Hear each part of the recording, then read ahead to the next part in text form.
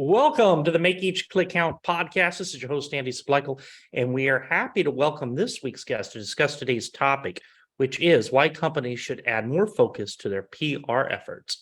Today's guest is the president of Pietryla PR Marketing, a Forbes entrepreneur contributor, and managing editor of BoostFrontline.com. A big welcome to Christine Pietryla Wetzler. Hi, Christine. Hi, thanks for having me. Thanks for coming on. Now, when we're talking PR, I guess let's start with your firm. It offers numerous services. I see there's media relations, content creation, social media, web development, digital marketing, and paid placements. Do most companies need all these services? Collective, yes. So all companies should be doing something marketing and PR related, but does each company need every single one? No. There are some that probably don't make sense for certain companies and some that would be very beneficial. But I think that's why you hire a good marketing person, so they can tell you what to spend your money on and what not to. So with all these services now in 2023, what do you think typically is going to be the best way for a company to connect with their target customers? So it's funny, I say this a lot to new clients and even existing clients I've had for a number of years, but I believe that the closer you can get to a personalized opportunity with each one of your customers, whether they're a new lead, top of the funnel, or you're closing them, they want to speak to people. They want to speak to people that know what they're talking about, and they don't want to feel shuffled around. And so I think the goal this day and age is to try and leverage technology, be able to do that to scale, but still offer that hands-on, white glove, if you will, experience for your customers, so they feel like they're connecting to you and your brand. So PR, how do you define that at your agency? So for us, it's media relations and anything that will help us generate third-party credibility. So it could be an event, it could be a speaking engagement. Most of the time, I'd say 95% of the time, it's speaking engagements, media relations, writing contributed content, or contributing to an article somebody else is writing. I'm sure everyone's heard of that, called thought leadership. It's a nice buzzword. But yeah, so that's how we define PR. And I think it's hard though, because a lot of people will also include other things in that. But I would say if you're trying to get credibility with the effort that you're making, then that's very closely aligned with PR. Now, how important is the PR and the media relations, and how exactly do you even go about measuring an ROI on that effort? Yeah, it's hugely important. Hugely, because if you think about it, you could have a very good product, very good service, but if nobody knows who you are, it's going to be tough. And second to that, if people know who you are, but nobody's ever said anything or given a third party, tap that you're the one to work with, it's also not going to work. People want to feel safe making decisions. And so whether it's a candy bar or a PR services or whatever it is, they're going to look for the credibility, out in the marketplace. And so that has to be part of a plan. Whether you do it by calling up Forbes and saying, hey, I'm ready to be quoted if you want. Now that's a different discussion, but you definitely need to build credibility in order to market yourself. It's just, you can't have one without the other. Is the old saying, there's no such thing as bad press? Do you think that's true? Sometimes. I wouldn't say all the time. It's like everything else. When we first started doing SEO, there were all kinds of like the Wild West, and then now we have black hat and white hat tactics. And I think PR is kind of that way too. There are sometimes when, if you're a celebrity, if there are certain situations where that saying is true, because as long as your name is in the paper, or as long as your brand is in the paper, it's that's what you want. Um, I don't think there's a lot people that want that, don't want to manage the negative side of it. It is difficult to manage, even for people who've done it for years and years. Like I have, crisis calm and negative messaging is a tough thing to manage. But the answer isn't no, it's not correct. It's just for most people, it's not correct. You want to focus on positive, uh, positive PR that you can get out there, not really have to deal with the negative. You can get So, away with it. in your experience, how much attention do you think that most companies give to their public relations, to their media Well, relations? I don't think they give enough. I'm an avid social media user because of the work that I do. And I can see very clearly who's doing it right and who's doing it wrong. It is something that it shouldn't be that difficult if you have the right partners, if you have the right people doing it. It's something that needs to be ingrained into your kind of operating procedures. So I think, the short answer to that is no. I don't think companies are doing enough. And I think a lot of them are misled into thinking that they don't have to do anything, proactively. You just react to whatever is happening. And I can't, I can't tell you enough how untrue that is. Reacting to something is the worst strategic situation to be in. So, working on proactive PR, even if it's just dribbles every week, every day, that help you keep the platform there. So when something bad does happen, you have a platform to stand on, to use to protect yourself. Um, it's, I wish I could give you examples, but obviously because of confidentiality, I can't. But it is so hard to scrape up the pieces in a reactive scenario, whereas playing offense is a lot easier, in my opinion. So, in playing offense, what are Mm, some of the top ways that you have found to get your clients PR? well, the first thing that you have to do, everybody has to do, and this is for personal branding too, is decide the top 3 to 5 things you want to get across. So, if you want people to know that uh, you can quickly write things, you're not intimidated by deadlines or whatever it is, your 5 things. You need to make sure that whatever you create, whatever you do, whomever you talk to, anything you participate in, goes back to telling people about that handful of messages. And that's the crux of PR. That will inform the rest of your strategy, because I think that most people or most brands know where their customers live. They know where they are. So if they're on Facebook, you're going to do this on Facebook. If they're on TikTok, you're going to do it on TikTok. It's not, there's no magic button. There is a magic button for each strategy, but if you make the error of thinking that it's just a silver bullet that everyone has and you just need to get your hands on it, it's not like that. It has to be personalized to the company and to the journey they want people to take. So I would say the first thing you have to do is start with the messaging and work backward from there. What are the best ways to get those messages across? And it will become clear whether you're a PR person or not. So, what are those best ways after you have gotten those 3 to 5 messages on what you want to communicate about yourself or about your business? How do you Yeah. start getting that out there? So I think the first way is to make sure that all of your bio materials, all of your website materials, everything not only radiates those messages, really gives a good sense of what people are going to get from interacting with you or your brand.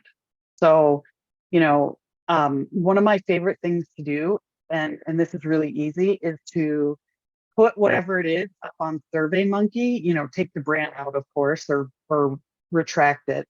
But we've done this with websites, we've done this with ads, we've done this with all kinds of things, even copy for Google ads.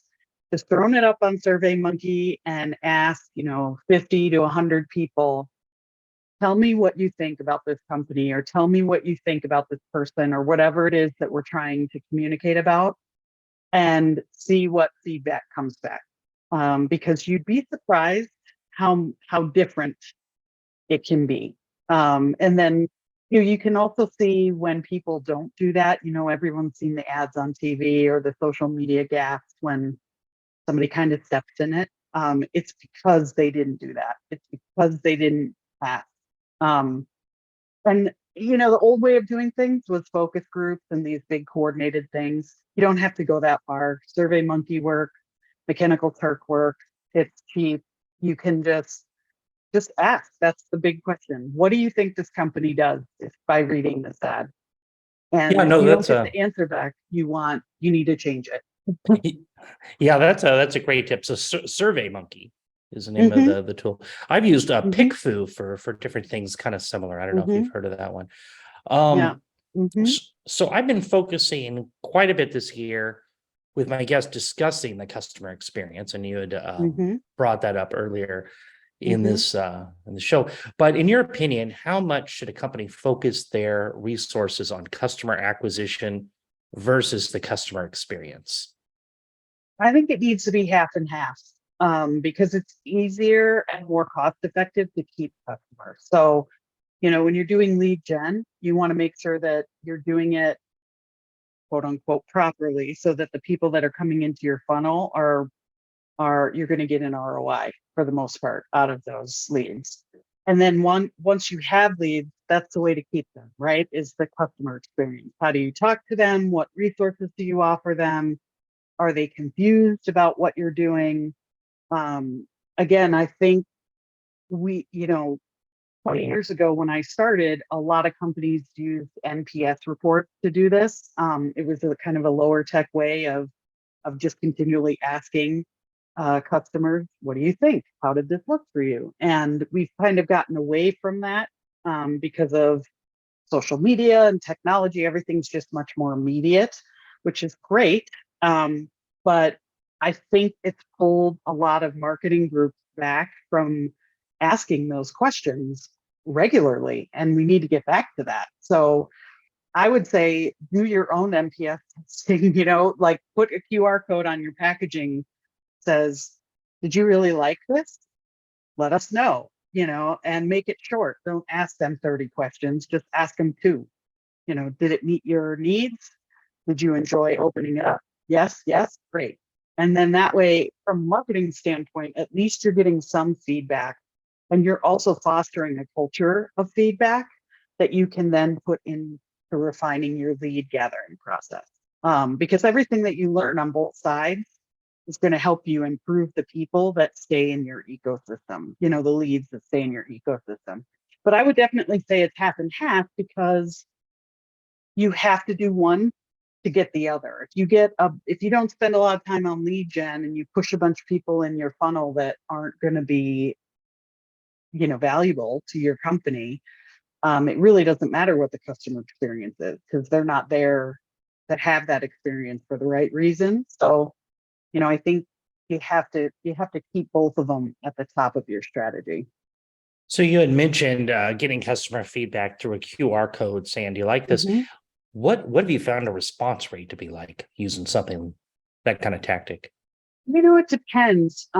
We get younger people are obviously a lot more inclined to do that kind of stuff because they're just more tech savvy in general. I also think that, and I include myself in this because I've owned my company for 20 years and been doing this for 25. And so I'm old enough now to say that I'm one of the older generation that remembered before social media. So it is hard for me sometimes to automatically think about tweeting somebody or, you know, it's not in my workflow the way it is for my nieces and nephews who are in college. So, I think it's hard to say because it really depends on the medium. My B2B clients, you're not going to get a lot of QR code scans. You're just not. They're What mostly about packaging. B2C? Oh, B2C, yes. We have a lot of, well, so our clientele is usually food and bev. And so we're in the wellness space and also sustainability. So our audiences are very in tune. Part of the value of working with our clients is because they want, a tea that has sustainable packaging, or they want, uh, um, a cocktail that is gluten free and doesn't have a lot of calories. They're already interested consumers, and so we do get. I would say for us, success would be around the 3 or 4% mark.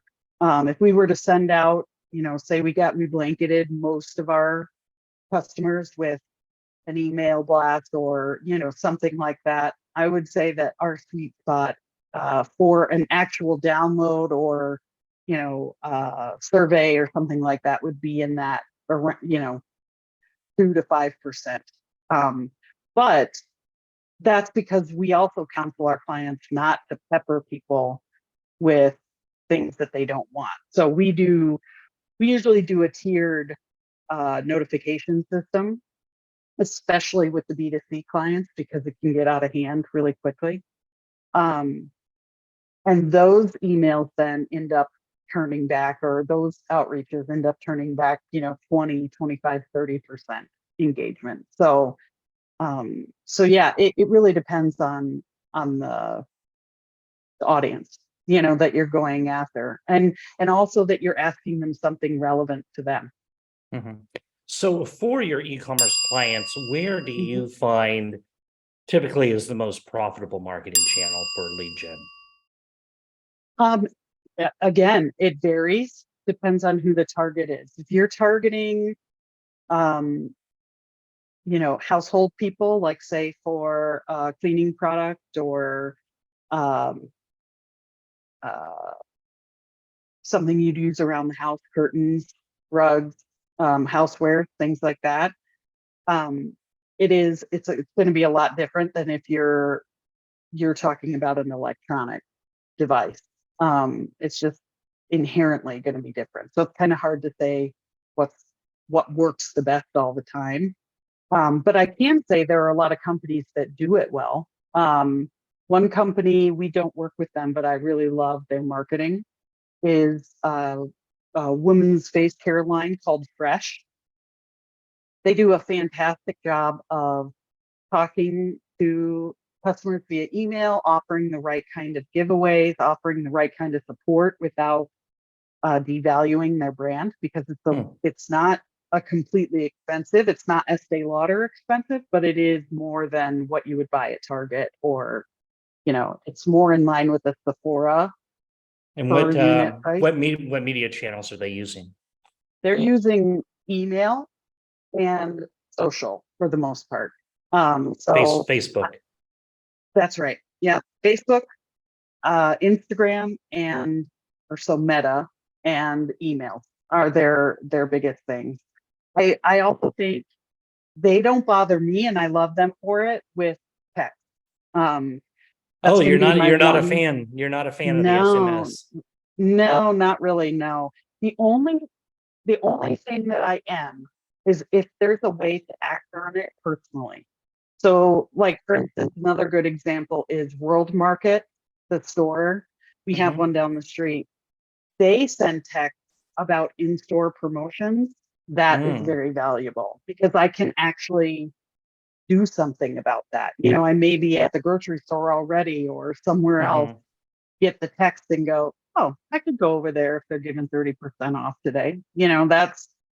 But if it's a situation where I'm in the grocery store, I get a text and it's not something I can stop and do anything about, it's going to get lost.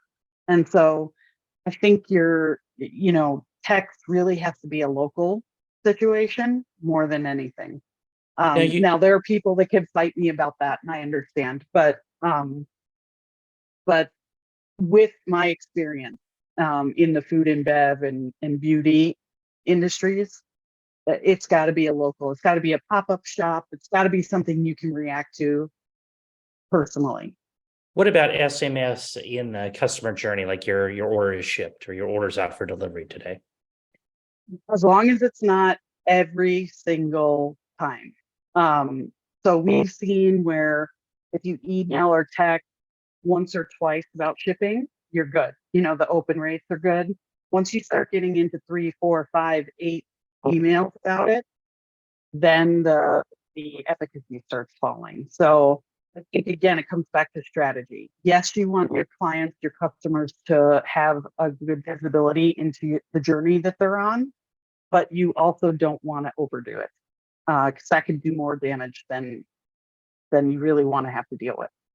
So you had mentioned you're an avid reader. Have there been Mhm. any business books out there that you could attribute to your journey as an entrepreneur? Oh yeah. Gosh. So I think I mentioned the business years, and so it's kind of weird to recommend this book, but it is such a good refresher. It goes back to so many fundamentals that you kind of forget over time that you need to do that occasionally. Profit First is a fantastic book for that. I mean, I think, you know, we've started putting together some kind of sideline businesses or different P&L centers for us. And that has just been amazing to be able to come back and get like back down to basics and get my head more grounded. So Profit First is a fantastic book for that. Another one that's really good is the E-Myth. I think it's been updated, the E-Myth Revisited now, and they have one for every industry. Love that book, same thing. Super simple, super easy to read, but it has some of the most fundamentally based, uh, and I just find that those things, even though they're basic, they have a tendency to bring you back out of the weeds, and say, actually, Mhm. that's right. I don't need to worry about that, or I don't need to spend money on that. I'm gonna pare back. So I'm always gonna favor, kind of those classics. Um, but not unlike marketing, you got to go with what works for you. Sure. What's going on in your head and what you need help with first is where to start with that. So next Now, year you could ask me, it could be something different. yeah. Now, do you have a favorite success story of a client that you could share? Gosh, so many. When I first started, we had clients for 8, 10 years. So I can definitely say, a lot of that stuff. One of the companies that I worked with that I really enjoyed, sounds kind of weird because we're focused on sustainability now, but I was a fractional CMO for a public coal company. Um, I loved that role, and so did my team.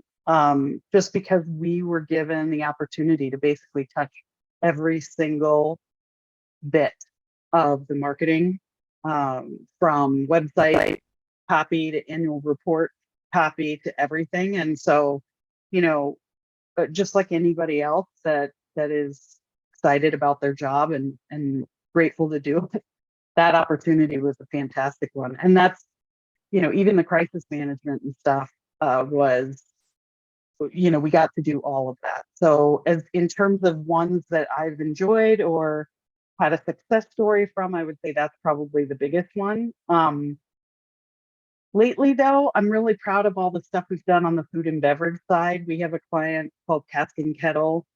They have alcohol in their drink. And so for the people listening that do this kind of thing, that is fraught with a lot of obstacles, especially on the Mhm. PR side. Just because you can't talk about it, can't email about it, can't do certain things. The rules are really prohibitive. So the fact that we have gotten traction with them, that's something I'm really proud of because it is very difficult to Yeah, do no, that. that's a challenging vertical for sure. Mm-hmm. Absolutely.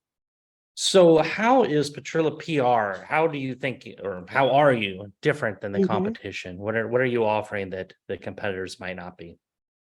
Well, I think for me, um, as a business owner, this is what I believe is the most important, and that's that um, we, well, first of all, we're all senior leaders, so there's no like you talk to me and you love what I say, and then I leave, and five people that you know are interns or whatever come in and start doing the work. We don't work that way. If you're talking to me in the pitch, I'm working with you, and so that's number one. With the gig economy now, that's not super different than a lot of people. I think the thing that is super different is that we pick and choose our clients too, just because there's two of us at the core. So obviously we can't take everybody. Yeah, We can't work bandwidth with issues. everybody. Yeah. Exactly. And we don't want to, because I don't want to get to that point where we're 60 people and I don't know what's going on any of the accounts. Unless somebody comes in my office every week and tells me that's not the kind of agency that I want. So we we get a chance to pick and choose who we want to work with and if we want to take on those challenges. And um, I think that puts us in a much more transparent position with our clients. And I hope at least when you ask them that they find that very helpful because we're more of a partner rather than a vendor at that point.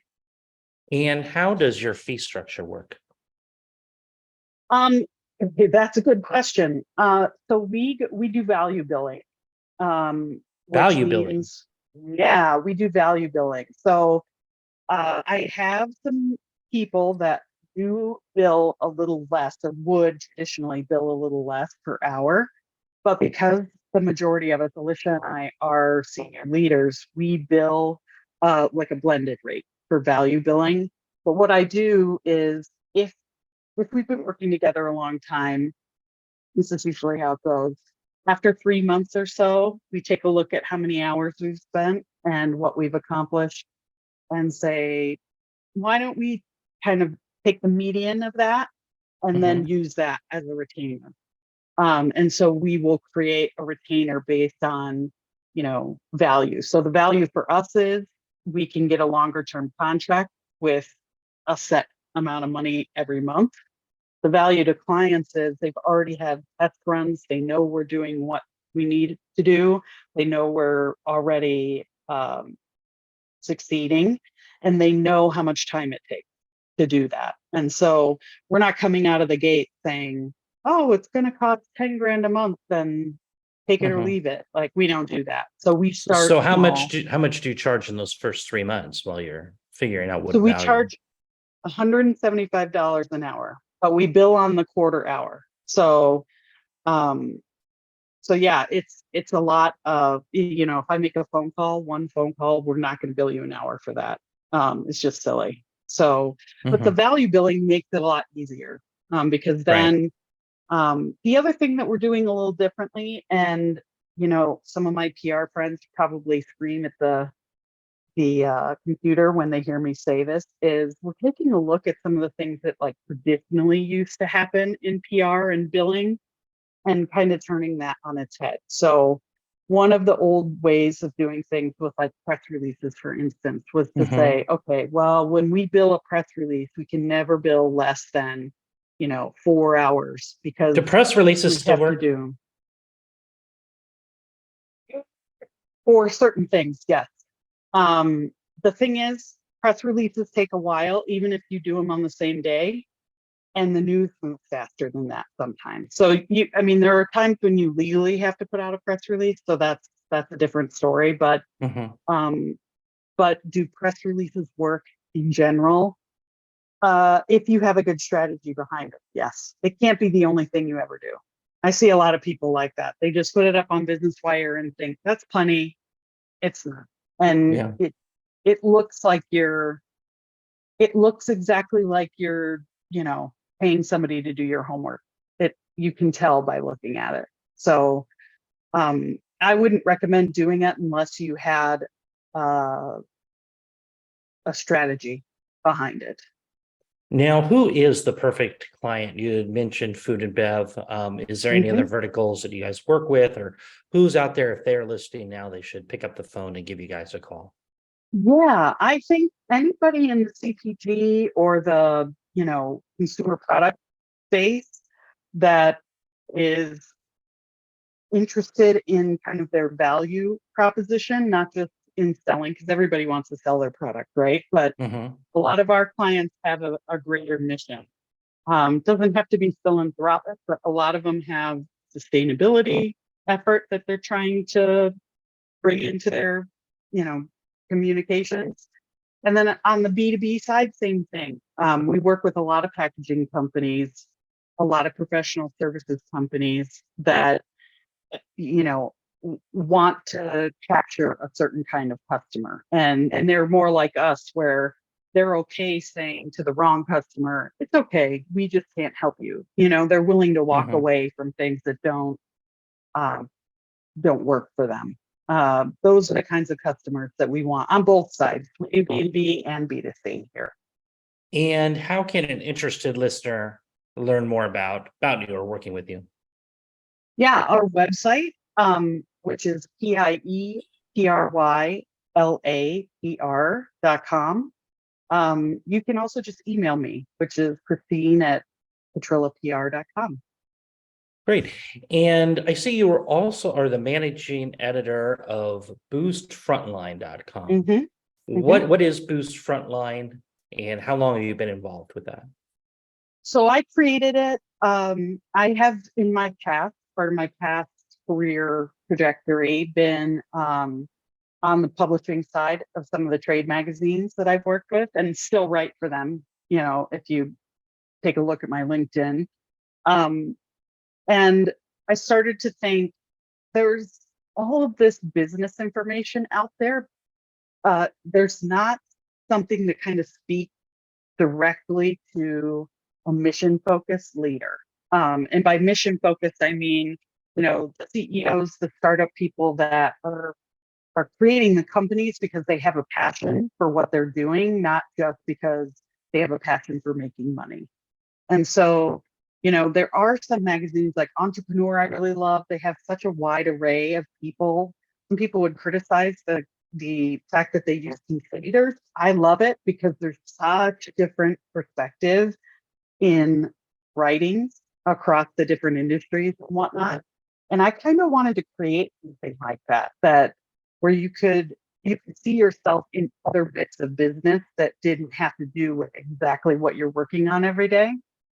So went out, hired a team of writers, set up the infrastructure, kind of start putting that together. And so we have How long Boost is that? Fund How long has that been going? about 6 months. 6 months. Yeah, Okay. so not super long, but Hmm. yeah, and we're eventually, I'd like to monetize it, but I don't want to do that until we have the readership and the information. Because again, I don't want to bother our readership with things. So until I can get a handle on, what they want and what they expect and what their threshold for being bothered is, I don't want to monetize it before it becomes useful.